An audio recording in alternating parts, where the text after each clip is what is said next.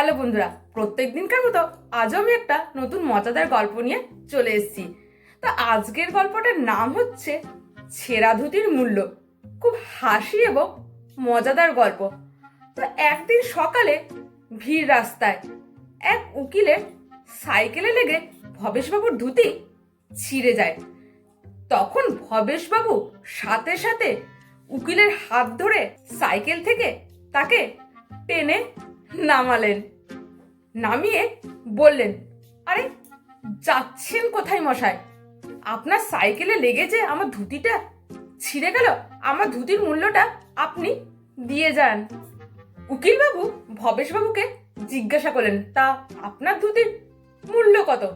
তো ভবেশবাবু বললেন 200 টাকা। তো তখন সেই উকিল পকেট থেকে সাথে সাথে 200 টাকা বের করে ভবেশবাবুকে দিয়ে দিলেন। এরপর ভবেশবাবু যেই 200 টাকাটা পকেটে পুরে রওনা হবেন, উকিলবাবু তখন ভবেশবাবুর হাত ধরে টেনে বললেন, আরে যাচ্ছেন কোথায় মশাই? আমার ধুতি আমাকে দিয়ে যান। আমি তো ধুতির দাম আপনাকে দিয়ে দিয়েছি, তাহলে এই ধুতি এখন আমার, আপনি আমাকে ধুতিটা দিয়ে যান। এতক্ষণে হট্টগোল শুনে বেশ ভিড় জমে গেছিল। তখন লোকজনও ভবেশবাবুকে বললেন, ঠিকই তো, উনি যখন আপনাকে ধুতির মূল্য দিয়ে দিয়েছেন, তাহলে তো এই ধুতির মালিক উনি। আপনি এক্ষুনি উনাকে ধুতিটা খুলে দিয়ে দিন।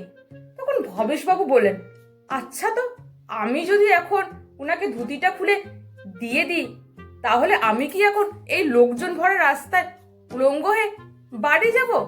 হাজব তো আপনারা। উকিল তখন বললেন, আমি সব জানি না, ব্যাস আমার ধুতি আমাকে দিয়ে যান। তখন ভবেশবাবু বাধ্য হয়ে বললেন, আচ্ছা বাবা, ঠিক আছে, আপনার 200 টাকা আপনি নিয়ে যান। আমি ছেঁড়া ধুতি লাগিয়ে কোনো রকমের বাড়ি চলে যাব। উকিল তখন বললেন, এটা এখন আমার ধুতি, আর আমার ধুতি আমি এখন 2000 টাকার কমে বেচবো না। লাগলে বলুন, আর না হলে খুলে দিন। তখন কি আর করা যায়? ভবেশবাবু তখন এক প্রকার বাধ্য হয়ে 2000 টাকা দিয়ে ও ছেঁড়া ধুতি কোনো রকমের জড়িয়ে পটকিয়ে নিয়ে বাড়ি ফিরে যান। ভবেশবাবু বাড়ি ফিরে এলেন।